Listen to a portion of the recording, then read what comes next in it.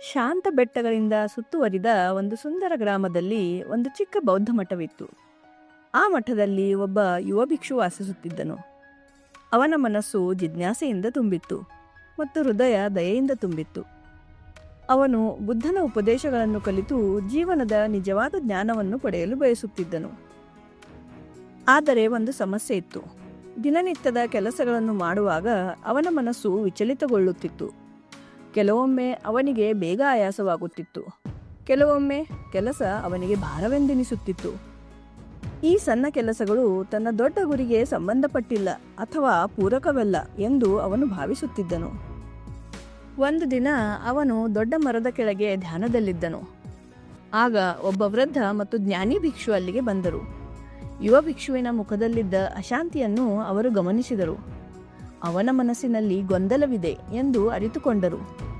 ವೃದ್ಧ ಭಿಕ್ಷು ನಗುಮುಖದಿಂದ ಹೇಳಿದರು, ನಾನು ನಿನಗೆ ಒಂದು ಸಣ್ಣ ಕಥೆಯನ್ನು ಹೇಳುತ್ತೇನೆ, ಕಲ್ಪನೆ ಮಾಡು ಎಂದು ವೃದ್ಧ ಭಿಕ್ಷು ಹೇಳಿದರು. ಒಂದು ಚಿಕ್ಕ ಇರುವೆ ಕಾಡಿನ ನೆಲದ ಮೇಲೆ ನಡೆಯುತ್ತಿದೆ.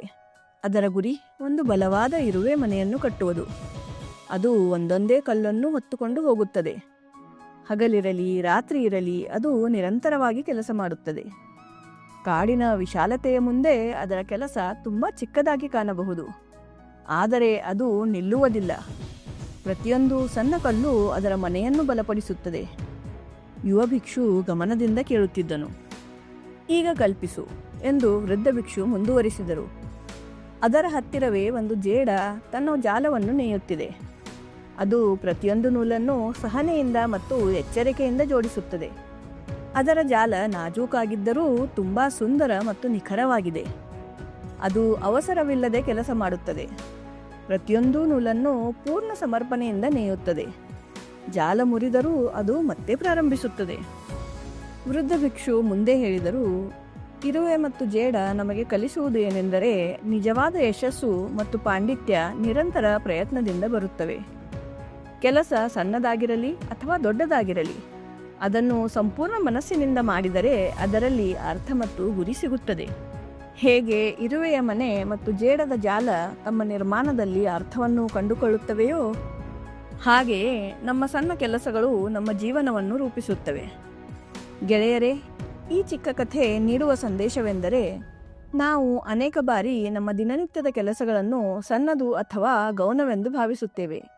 ಆದರೆ ಸತ್ಯವೆಂದರೆ ನಿರಂತರ ಪ್ರಯತ್ನವೇ ನಮ್ಮನ್ನು ಮುಂದಕ್ಕೆ ಕರೆದೊಯ್ಯುತ್ತವೆ. ಸಣ್ಣ ಕೆಲಸಗಳನ್ನು ಸಂಪೂರ್ಣ ಗಮನ ಮತ್ತು ಸಮರ್ಪಣೆಯಿಂದ ಮಾಡಿದಾಗ ಅವೇ ನಮ್ಮ ವ್ಯಕ್ತಿತ್ವವನ್ನು ರೂಪಿಸುತ್ತವೆ.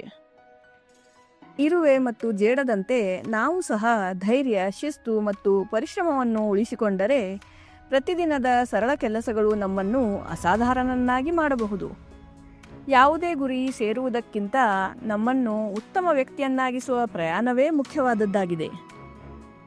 ಬನ್ನಿ ಸ್ನೇಹಿತರೆ, ನಮ್ಮ ಈ ಸಮರ್ಪಕ ಪ್ರಯತ್ನಕ್ಕೆ ದಯವಿಟ್ಟು ಬಲ ನೀಡಿ. ಲೈಕ್, ಶೇರ್, ಸಬ್ಸ್ಕ್ರೈಬ್ ಮಾಡಿ. ಆನಂದದಿಂದಿರಿ, ಆರೋಗ್ಯವಂತರಾಗಿರಿ. ಜೈ ಹಿಂದ್.